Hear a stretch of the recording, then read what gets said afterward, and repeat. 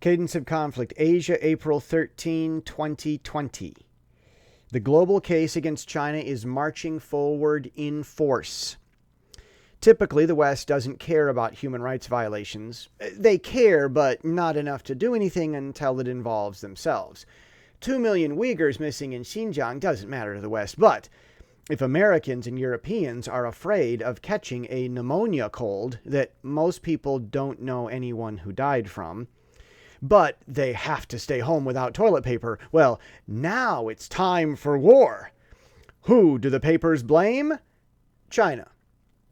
Anti-Chinese sentiment is no joke. Taiwan is being painted as a key victim. The Chinese communists are being labeled as the perpetrators of the global pandemic.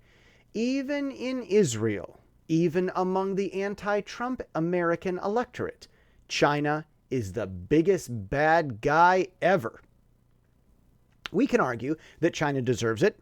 We can argue that the West set up China by making China rich in the first place, then causing a fake pandemic. However we chalk it up, the West is coming for China.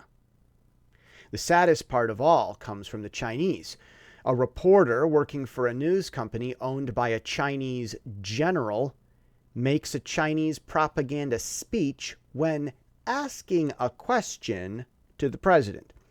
Chinese college students at Western schools march, protest, and even bully, all in line with Chinese communist propaganda. And while the West amasses force against China, the Chinese communists only dig their heels in and feed the forest fire of hate raging against themselves.